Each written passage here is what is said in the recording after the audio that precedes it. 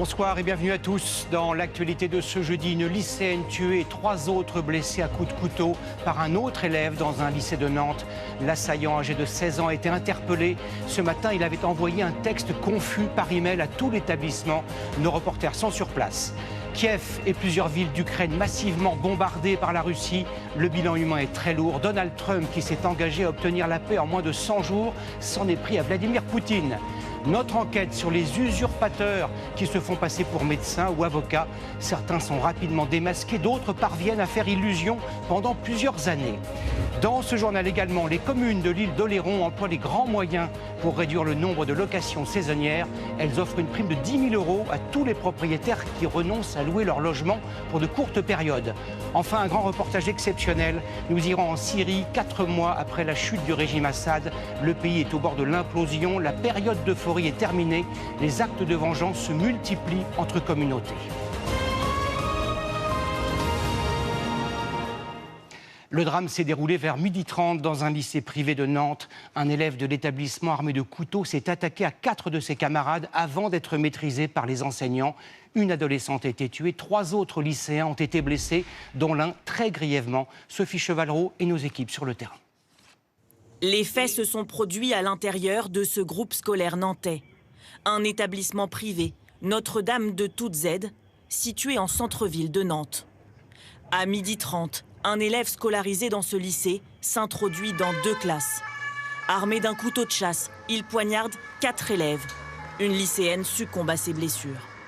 Des enseignants tentent de l'arrêter en lui jetant des chaises, puis un technicien le maîtrise. Un responsable du lycée appelle la police. L'adolescent est interpellé. Les policiers trouvent dans ses affaires un casque, des lunettes teintées et un 2e couteau. Tous les élèves sont alors confinés, puis sortent progressivement 3 heures plus tard. Qui est l'assaillant présumé? Justin P., 16 ans, scolarisé en classe de seconde, il est inconnu des services de police. Quelles étaient ses motivations? Ses camarades parlent d'un jeune homme perturbé. Ça faisait 3 ans que j'étais dans cette classe. Il parlait d'idéaux nazis, de révolution, etc.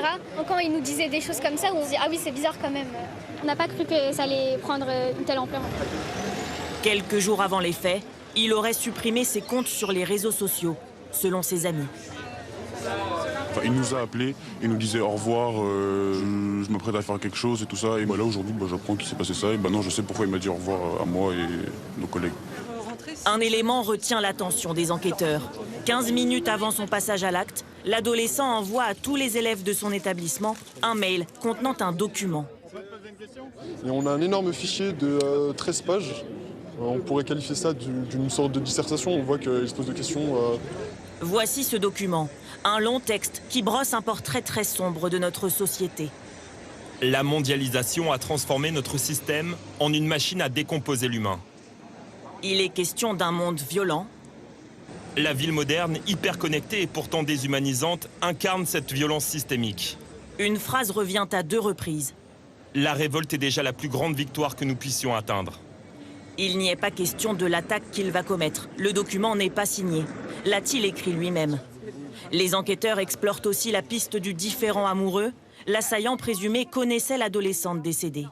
Il est actuellement en garde à vue. Sur place ce soir, la ministre de l'Éducation nationale rend hommage aux enseignants de l'établissement. Je voudrais à nouveau saluer le courage de ces professeurs qui sont intervenus, qui ont eu le courage d'affronter un jeune qui était armé. Un courage qui force le respect, selon les mots du chef de l'État ce soir. Et le Premier ministre François Bayrou a réagi ce soir à ce drame. Il dénonce une explosion de violence chez les jeunes. L'école, ce n'est pas la rue, elle doit être préservée. Fin de citation. Cette attaque a suscité une très grande émotion parmi les 2000 élèves de l'établissement et leurs parents. Certains connaissent l'auteur des faits avec lequel ils ont fait une partie de leur scolarité. De nombreux parents d'élèves, évidemment très inquiets, se sont rendus devant l'établissement dès qu'ils ont appris la nouvelle. Paul Gilly, Aurore Coulon et Julien Erard. En larmes, ils tombent dans les bras de leurs parents. Les lycéens ont encore du mal à réaliser. Inès connaissait la victime. Ouais, ça me choque et je me dis qu'elle n'a rien demandé parce que vraiment, elle ne demandait rien à personne, elle était très discrète et très timide. Du coup, je ne comprends pas pourquoi ça lui est arrivé, quoi. Ça me choque. Les élèves sortent au compte-gouttes cet après-midi. L'attente est insoutenable pour les parents, très vite prévenus par le collège. Pour le moment, on attend de récupérer nos enfants. Et puis, on sait que tout va bien, mais on attend de pouvoir les prendre dans nos bras, s'en assurer. On est tous sous le choc. Les adolescents sont traumatisés. C'est stressant. Je ne sais pas comment je vais... En fait, la prochaine fois que je retourne en cours, j'aurai peur. Si on ne verrouille pas la classe, ça me fera... J'aurais peur qu'il y ait quelqu'un en fait, qui rentre d'un coup. L'angoisse et la tristesse pour les victimes. C'était vraiment un choc, évidemment. Voilà. Et je pense énormément aussi aux familles des victimes, évidemment. À leur douleur. Très choquée. On pense à nos enfants, à ceux à qui c'est arrivé, aux familles. Enfin, c'est horrible. Rose blanche à la main, ces anciens élèves sont là, par compassion. Ça m'a bouleversée, donc je décide d'amener des roses avec mon frère, ma sœur et ma cousine pour pouvoir témoigner notre soutien à la victime et aux 3 autres blessés. Ce lycée privé était jusque-là sans problème. Pour les responsables de l'établissement, c'est l'incompréhension. C'est un choc terrible, encore plus un choc que ce qu'ils vivent au quotidien dans l'établissement. Une scolarité qui est positive, voilà, dans un climat qui est serein. Après l'émotion, viennent les questions et la colère de certains parents. Normalement, l'école, c'est un endroit où on devrait pouvoir aller en sécurité. Le matin, on emmène son enfant au lycée, puis on ne le récupère pas, ou on le récupère dans un piteux état. Une cellule psychologique a été mise en place dans le gymnase de l'établissement. Une centaine d'élèves ont déjà été pris en charge. Cette attaque pose à nouveau la question de la sécurisation des établissements scolaires. Ce soir, le Premier ministre a demandé une intensification des contrôles aux abords des écoles. Il s'est dit également favorable à l'installation de portiques de sécurité. Au-delà des fouilles aléatoires, des sacs et des cartables, serait-il possible d'installer ces portiques dans tous les collèges et lycées? Mathieu Desmoulins, Jules Bocan et Guillaume Vuillaume. M'ouvrir la poche devant, s'il te plaît. Des fouilles de sacs, à la recherche d'éventuelles armes blanches. Voilà 4 semaines que les policiers et gendarmes les multiplient aux abords de certains établissements. Les fouilles aléatoires sont-elles efficaces? Ces contrôles avaient été instaurés fin mars. Ok, super. Merci. Par cette circulaire adressée au préfet. Et le gouvernement promet ce soir de les intensifier encore. On a conduit 1000 opérations, je crois, oui. Et y compris dans le département. Mais on ne pourra jamais placer un policier ou un gendarme derrière chaque élève. Comment les lycées se protègent-ils? Certains établissements misent depuis quelques années sur ce système de badge pour entrer et sortir. Objectif, éviter les intrusions extérieures. Seuls les élèves et les enseignants sont censés détenir le sésame. C'est rassurant, c'est un élément qui nous permet au moins de filtrer un premier risque d'entrée dans l'établissement de personnes non désirées. Si on l'a vu malheureusement, c'est pas infaillible. Non, c'est absolument pas infaillible. Coût estimé, 50 000 € d'installation et 20 000 chaque année pour le faire fonctionner. Mais pour ces modèles plus sophistiqués, avec tourniquet, la facture peut même grimper au-delà des 100 000 €. Faut-il aller plus loin? Certains plaident de longue date pour l'installation de détecteurs de métaux, comme à l'aéroport. Mais les associations de parents et les syndicats enseignants s'y opposent fermement. Il ne faut surtout pas entrer dans une logique complètement sécuritaire. Les établissements scolaires ne sont pas des prisons. On ne peut pas considérer que les 12 millions d'élèves qui entrent tous les jours dans les établissements sont considérés comme des terroristes. D'autres pistes doivent être remises sur le bureau du Premier ministre sous 4 semaines. Par exemple, pour durcir les règles d'achat de couteaux pour les mineurs. Également dans l'actualité, ces bombardements massifs de quartiers résidentiels en Ukraine par la Russie. Le bilan est d'au moins 13 morts et 90 blessés.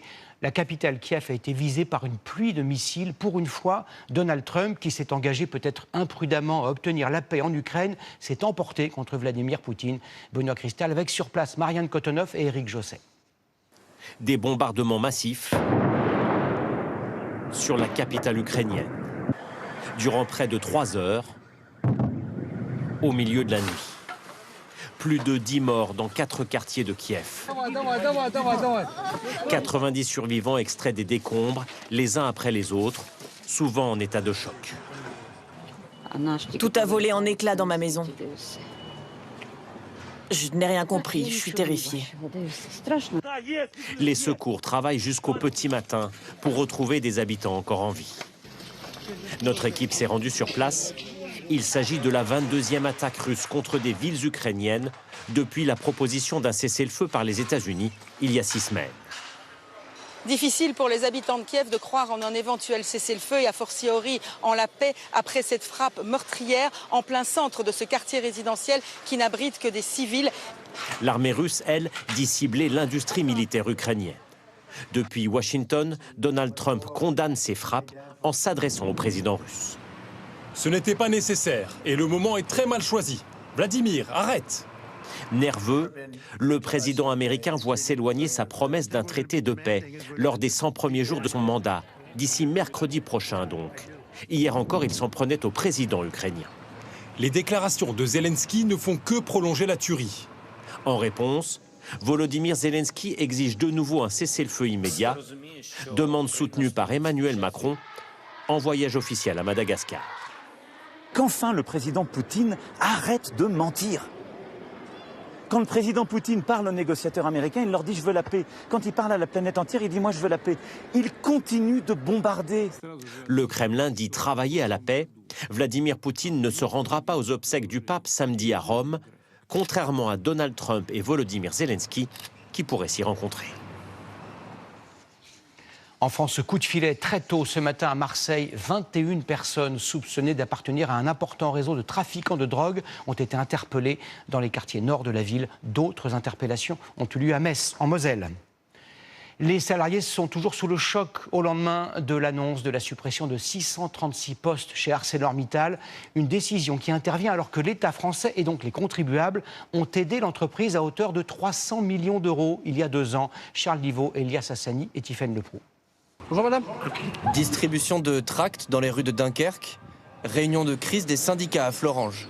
24 heures après l'annonce par ArcelorMittal d'un plan de licenciement, les salariés du groupe ne comprennent toujours pas.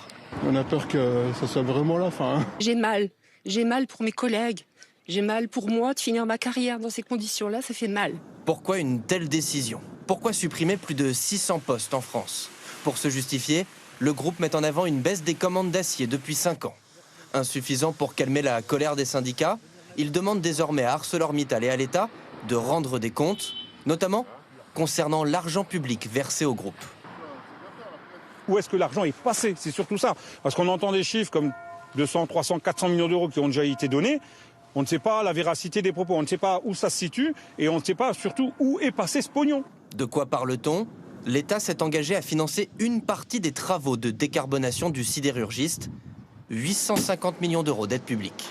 Précision du gouvernement, aucun centime n'a été pour l'instant versé, mais ArcelorMittal peut encore toucher cette somme à une condition, l'entreprise doit investir 1 milliard d'euros. S'ils investissent près d'1 milliard d'euros à Dunkerque, c'est qu'ils s'engagent dans la durée en France. Qu'en est-il des autres aides publiques? Crédit d'impôt recherche, aide à l'investissement ou encore bouclier tarifaire énergétique? Rien qu'en 2023, le groupe a touché 298 millions d'euros d'aide publique. Ces aides, l'entreprise en avait besoin. Ça permettait d'espérer produire à un niveau à peu près rentable, de maintenir les usines telles qu'elles sont et les emplois. Mais l'argent public n'a pas suffi, car dans le même temps, l'automobile et le BTP, principaux acheteurs de l'acier français, ont, face à la crise, drastiquement réduit leurs commandes. La future ligne de train à grande vitesse qui doit relier Bordeaux, Toulouse et Dax va-t-elle connaître le même sort que l'A69?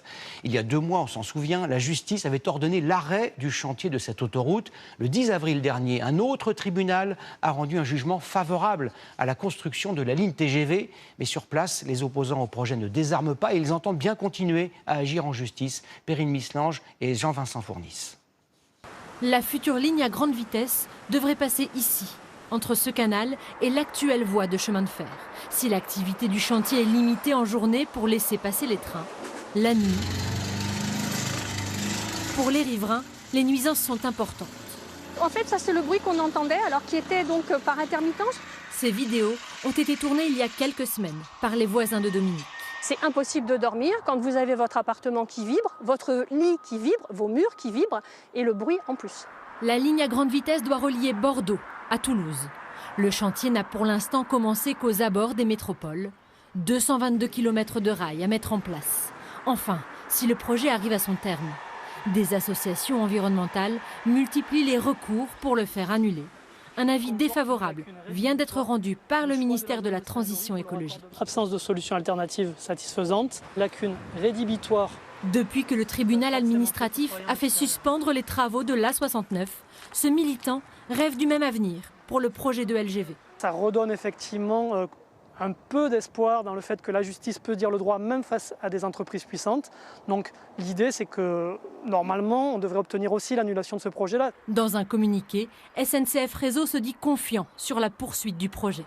Sur le tracé, 400 maisons devraient être détruites, 50% des habitants ont déjà été expropriés. Le tracé va être ici, à peu près l'axe de la ligne qui passe sur le puits là, et l'angle du terrain là-bas. Cette grande propriété, c'est ses racines. Les grands-parents de Charles vivaient déjà ici. Cela fait 15 ans qu'ils s'opposent au projet. Nous, on ne veut pas le voir après. Ça fait très mal de quitter un lieu comme ça, qu'on ne retrouvera jamais, quoi. Le projet devrait coûter au moins 14,3 milliards d'euros. Dans cette commune, le réseau ferroviaire va être étoffé. Aux heures de pointe, des trains régionaux passeront toutes les 15 minutes.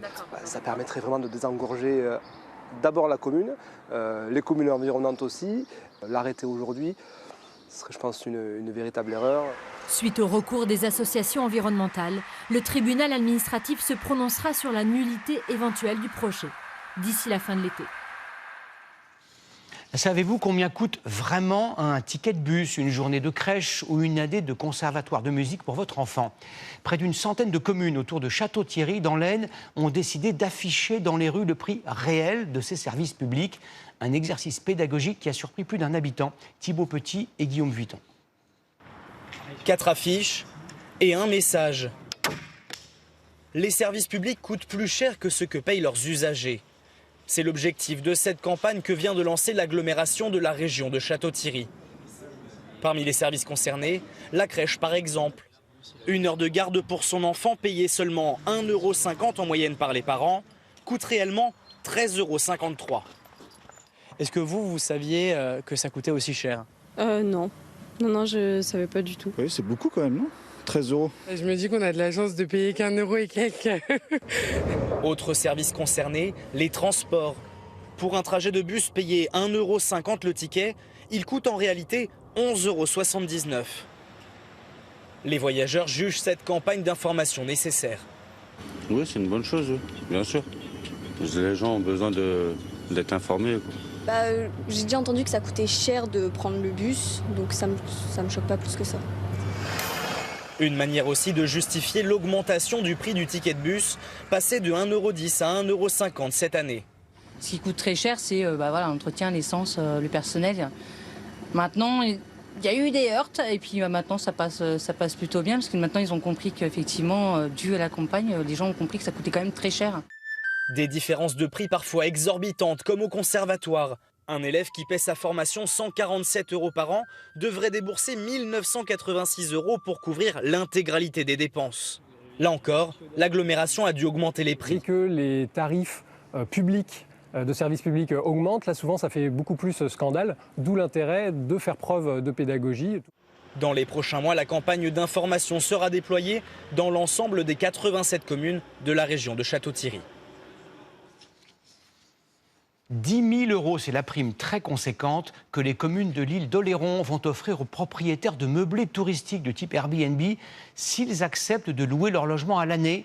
Sur l'île qui accueille 350 000 touristes l'été, 2 résidences secondaires sur 3 sont louées au prix fort pour de très courtes périodes. Sur place, Erwan Brem et Christophe Brousseau. Christine peut s'estimer chanceuse. Voilà la maison que j'ai trouvée, totalement rénovée, l'électricité refaite. Il aura fallu 6 mois de recherche à cette Brestoise avant de trouver sa petite maison. 2 chambres, un salon. Et grâce au soutien de son patron, responsable d'agence immobilière. J'ai cherché soit un camping ouvert à l'année, du meublé, toutes les solutions. Et c'est très très compliqué sur l'île. Effectivement, on se rend compte qu'il y a beaucoup de locations saisonnières. Et les portes sont fermées, quoi. Habiter sur l'île d'Oléron est devenu presque impossible. 62% de résidences secondaires en moyenne, un record en France. Jusqu'à 80% dans certaines communes de l'île. Les maires d'Oléron ont donc décidé de passer à l'offensive. Leur arme, une prime de 10 000 € maximum, selon la surface, versée aux propriétaires qui accepteront de transformer leur location saisonnière en location à l'année. Parce qu'aujourd'hui, on ne peut plus recruter. On ne peut pas recruter parce qu'on ne peut pas loger. Avec des conséquences, les fermetures de classes d'école, une vie associative qui est en panne, c'est 10 000 € bruts, plus des subventions. S'il y a des travaux de réhabilitation et d'aménagement, ça peut être un déclencheur. Mais pour que les propriétaires des 4 000 locations saisonnières acceptent, encore faut-il qu'ils soient prêts à revoir leur rentabilité. Cette maison de 70 mètres carrés est louée quasiment en permanence et rapporterait 3 fois moins en location à l'année. Pour une période du 10 au 19 juillet, on est à 2 043 € pour 9 jours de location. On cherche quand même une rentabilité ou tout du moins à rentrer dans les fonds qui ont été investis dès le départ. La prime, Jean-François n'y est pas favorable. Il est propriétaire d'appartements à l'année à Limoges et rénove sur l'île d'Oléron 2 appartements saisonniers. Il y a une attirance vers la location saisonnière qui est beaucoup plus souple parce que j'ai une quinzaine d'apparts à Limoges et les locataires, ça fait 1 an qu'ils ne me payent pas. La communauté de communes espère convertir 150 logements en 3 ans. Elle compte financer le dispositif grâce aux 8 millions d'euros gagnés dans son procès face à Airbnb. Combien sont-ils? Il n'existe bien sûr aucun chiffre officiel, mais ils font régulièrement la une de l'actualité de faux professionnels, des mythomanes ou des escrocs qui enfilent la robe d'avocat ou la blouse de médecin. Certains usurpateurs sont démasqués rapidement, d'autres sévissent pendant des années. Regardez la passionnante enquête de ce 20h. Elle est signée Sophie Chevalreau, Loïc Gorgibus et Gilles Parot. Elle a porté la robe d'avocat dans le tribunal de Paris pendant des semaines. La femme sur cette photo a récemment été arrêtée, soupçonnée d'avoir volé dans les sacs à main de plusieurs avocates en se faisant passer pour une consoeur. Maître Kahn a échangé avec cette fausse avocate à plusieurs reprises. Impossible d'imaginer une telle supercherie. Le jour où je l'ai rencontrée, donc j'étais en salle d'audience, elle est assise au premier rang sur les bancs où les avocats parisiens de permanence sont installés. Elle porte la robe, elle fait preuve d'une certaine assurance, même dans la manière de s'exprimer, elle avait quand même le jargon juridique des confrères. Honnêtement, quand j'ai appris cette arrestation, j'étais bouche bée. La femme âgée de 30 ans a été mise en examen pour le port de cette tenue réglementée dans le but de commettre des vols. Mais certains vont plus loin et n'hésitent pas à exercer illégalement une profession à haute responsabilité. J'étais habillé tout en bleu, vraiment l'habit du médecin. Ça passait bien parce que je ne sais pas si j'ai une certaine prestance, les gens me croient. Ça passait. Ce quinquagénaire s'est fait passer pour un médecin généraliste. Il a d'abord réalisé un faux diplôme. Un jour sur Internet, je tombe sur un diplôme d'une doctoresse. Je ne sais pas ce qui s'est passé dans ma tête. Je me suis dit, tiens, je vais mettre mon nom. Il est alors embauché par une agence d'intérim médical pour travailler dans un centre de santé. Mais après seulement 2 consultations, son manque de savoir-faire le trahit. Une infirmière donne l'alerte. Le téléphone sonne, oui, la direction vient me voir. Et ils ont appelé l'ordre des médecins et évidemment, ils ne me connaissaient pas. Il vient d'être condamné à 3 ans de prison, dont 20 mois avec sursis sous bracelet électronique. Comment cet homme, qui vit alors d'une allocation adulte handicapé, sans casier judiciaire, en est-il arrivé là? Qu'est-ce que vous vouliez à ce moment-là, en fait? Je sais pas. L'appel du bien, la notoriété, le statut, c'est ça. Il faut savoir que mon grand-père, il était médecin, ma mère est infirmière, moi j'ai fait des médecines. Mais comme j'étais un peu fêtard et tout ça, ça n'a pas matché. Il assure aujourd'hui regretter et mesurer la gravité de ses actes. La condamnation, pour moi, c'était logique. Vu ce que j'ai fait, le médecin, ça a quand même dans ses mains la vie d'une personne. Et ça, je ne m'en suis pas rendu compte, pas du tout. Maintenant, je me rends compte. C'est complètement hallucinant ce que j'ai fait. Je me dis, mais ça allait pas bien. Embaucher un faux professionnel de santé, c'est la hantise de cette agence d'intérim spécialisée. On va vérifier ensemble vos informations personnelles. Ensuite, je vous laisse le temps de me présenter un peu votre parcours professionnel depuis l'obtention de votre diplôme d'infirmière. Quelques heures seulement avant notre arrivée, le responsable a justement reçu un mail d'alerte concernant un candidat à un poste de radiologue. Ce médecin présente depuis plusieurs années aux hôpitaux et agences d'intérim des attestations d'inscription au Conseil de l'ordre falsifiées. Ce n'est pas une première. Le réflexe ici est donc toujours le même. Contacter l'ordre des infirmiers ou des médecins pour vérifier le profil de chaque candidat. On doit aujourd'hui mettre en œuvre plus d'éléments de vérification que ce qu'on faisait avant, dans la mesure où les faux, maintenant, sont beaucoup mieux réalisés. Les technologies font qu'en quelques clics, on peut produire un faux document qui a suffisamment de crédibilité pour passer. C'est également avec un faux diplôme et beaucoup d'assurance qu'une femme s'est fait passer pour une institutrice et a enseigné pendant une semaine dans cette école primaire près de Mâcon avant d'être arrêtée. Elle avait avant cela exercé comme médecin durant 4 mois, là encore sans aucune qualification ni diplôme. 5 ans après les faits, elle est toujours en attente de son procès et placée sous contrôle judiciaire. Il en reste à peine 6800 en France, soit 3000 de moins qu'il y a 12 ans. Les bureaux de poste, très appréciés des Français, ferment au rythme d'1 par semaine. Dans de nombreuses communes, cela signifie la disparition du dernier service public à plusieurs kilomètres à la ronde. Certains de ces bureaux sont remplacés par des agences postales ou des relais installés dans des commerces. Le service rendu est-il le même? C'est le grand format de ce 20h signé Marius Renaudet, Emma Tirard et Ahmed Rassoli. Samedi, ce bureau de poste fermera définitivement ses portes à Évran. Il n'accueille plus qu'une quarantaine de clients par jour. Après le trésor public, maintenant on n'a plus la poste. Ça ferme au fur et à mesure, quoi. C'est dommage parce que c'est le seul dans le secteur. En se retirant des villages, la Poste compte sur plus de 10 000 partenaires privés et publics pour assurer une continuité de service. 2 options existent. Dans 7 cas sur 10, le modèle retenu est une agence postale, gérée par la commune et cofinancée par la Poste. Cette ville bretonne a opté pour la seconde option, un relais dans une boutique. Quand on a vu que ça fermait partout ailleurs, on a choisi d'anticiper, en quelque sorte d'accélérer la fermeture parce qu'il y avait des opportunités dans le Mont d'Évran avec les commerçants. De quoi doubler l'amplitude horaire, de 15 à 30 heures d'ouverture par semaine. 2 commerçants se sont portés candidats pour accueillir le futur relais postal. Il ouvrira finalement chez ce vendeur de cigarettes électroniques du centre-ville. Je porte la Légion ici, moi, pour tout ce qui va être lettres commandées, colis, voilà. Début mai, affranchir sa lettre se fera à ce comptoir. Si vous souhaitez retirer des espèces, changez vos habitudes. Le plafond hebdomadaire est fixé à 150 €, 10 fois moins qu'en bureau de poste. En Ile-de-France, lui ne propose pas de service de la banque postale. Et voilà, madame. Super, merci beaucoup. Je vous en prie. Mais depuis la fermeture du bureau historique en 2010, entre jus de fruits et magazines, le commerce d'Alexandre le Dernier d'Orvilliers héberge un relais poste, ouvert 7 jours sur 7. Pour les colis, c'est quand même très pratique se faire livrer là, parce que je suis pas là en semaine, donc voilà. C'est un recommandé que je devais déposer absolument aujourd'hui, dernier délai. J'aurais été en galère parce que la poste la plus proche est à 20 minutes. Le groupe public a justement pour obligation légale de maintenir sur le territoire national au moins 17 000 points de contact. Vous voulez cela, accessibles à moins de 20 minutes et à 5 km du domicile de ses usagers, comme ce relais. C'est le seul lieu qui vit encore à Orvilliers et qui nous fait vivre.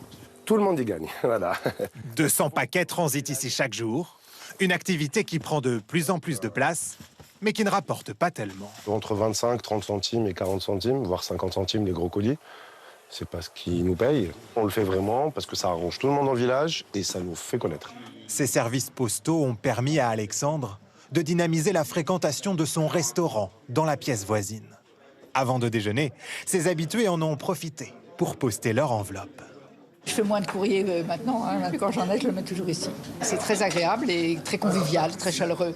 Avec cette réorganisation nationale, la Poste se défend de tout désengagement en matière de services publics. Il faut que la présence postale sur les territoires soit pertinente, il faut que les flux soient suffisants. Notre ambition, c'est de maintenir un réseau dont le modèle économique, effectivement, est raisonné. Et la société espère aller encore plus loin, jusque sur nos routes avec son nouveau camion itinérant, un bureau de poste sur roue, expérimenté dans 5 départements ruraux. Je vous emmène à présent dans un pays martyr. La Syrie a vécu pendant plus de 50 ans sous la dictature du clan Assad. Le régime est tombé en décembre dernier, remplacé par un groupe rebelle au lourd passé djihadiste. Après une courte période d'euphorie, la terreur s'est à nouveau répandue dans les villes et les villages. Ces actes de vengeance entre communautés font craindre le retour d'une guerre civile. Nos envoyés spéciaux ont pu se rendre dans plusieurs régions, y compris celles encore contrôlées par Daesh. C'est le grand reportage exceptionnel de ce 20h. Il est signé Liseron Boudoul, Fabrice Hamzel et Soline Caffin. Attention, certaines images peuvent heurter.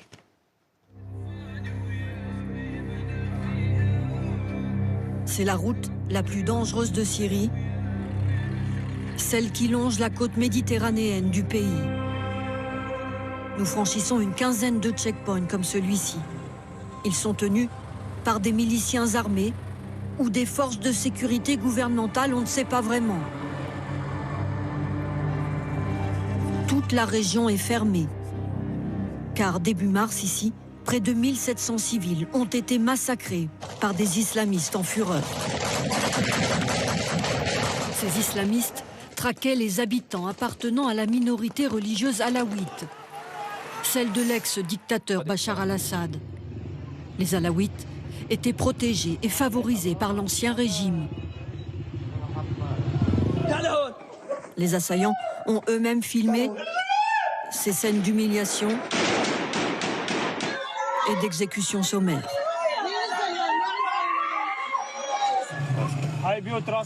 Ces combattants islamistes voulaient se venger d'une embuscade tendue par d'anciens soldats du régime d'Assad, des Alaouites. Les représailles ont viré au bain de sang.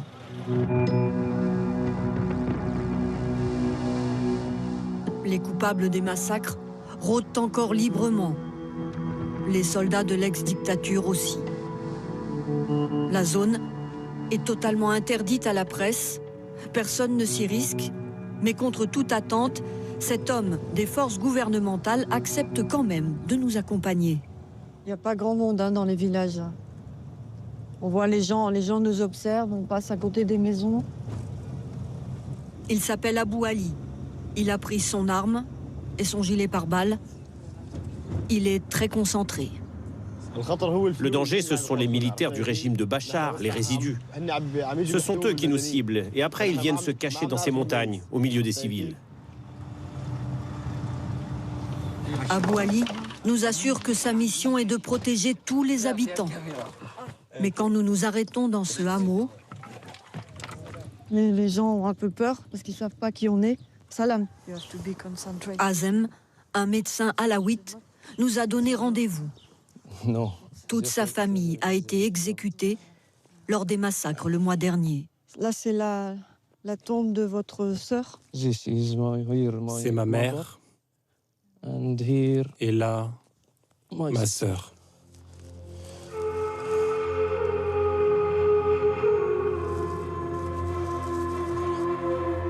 Ma mère, mon père, ma sœur. Une famille d'enseignants alaouites. Ils ont été tués pour des raisons religieuses. C'était un carnage. Les islamistes ont tiré sur tout le monde. J'ai aussi perdu beaucoup d'amis, juste par vengeance. Azem a peur que des djihadistes hystériques reviennent, comme toutes ces familles alaouites ici. On a tout vu, de nos propres yeux. Les tueries, les égorgements, c'est effrayant pour nous de vivre comme ça. Ces familles ne se sentent d'ailleurs pas très rassurées par les hommes qui nous entourent. Difficile de les cerner. Un peu plus loin, un autre groupe de sécurité nous arrête, nous interroge et efface une grande partie de notre tournage. Nous devons quitter vite cette zone.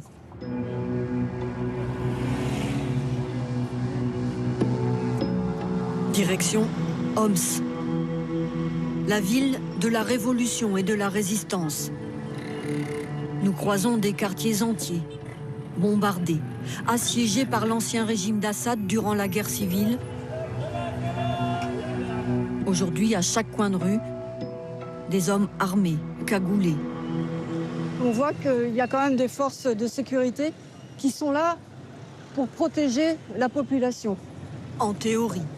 Car depuis 3 mois à Homs, les actes de vengeance, les enlèvements, les assassinats se multiplient entre les différentes communautés.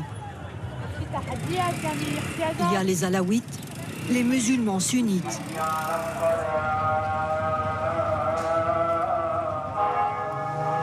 Et les chrétiens.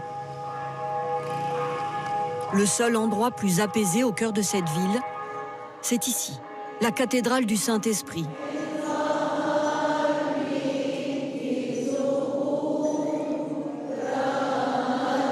Cet après-midi, les femmes catholiques du quartier se sont réunies.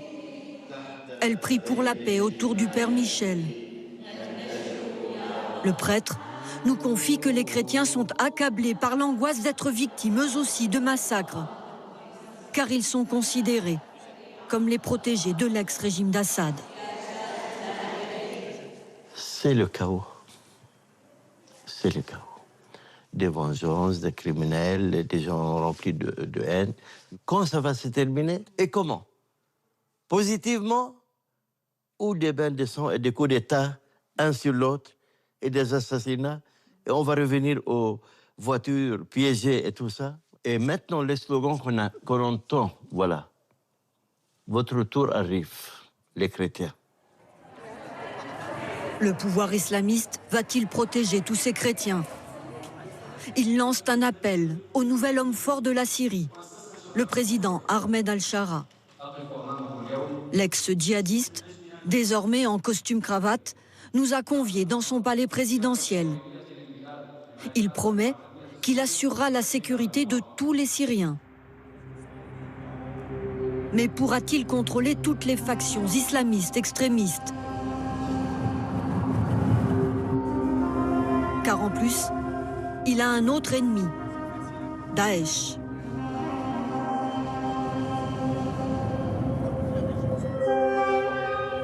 Le vaste désert est devenu le sanctuaire des terroristes.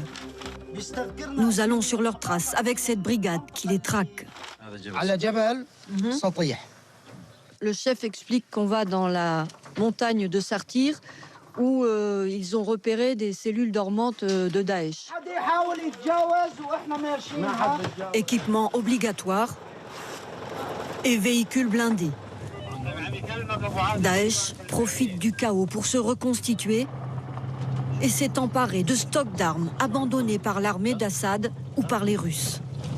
C'est la première fois que des journalistes pénètrent dans ce désert. Abou Daïf, tu m'entends? Les gens qui sont en face de nous, tu les connais? Oui, on les connaît, ça va.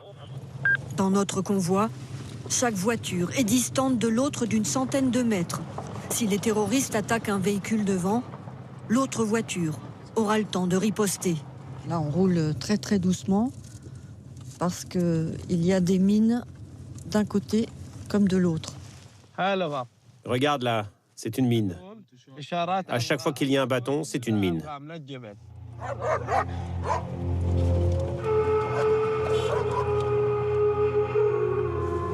Lorsque le régime de Bachar al-Assad est tombé, de nombreux djihadistes ont été relâchés des prisons.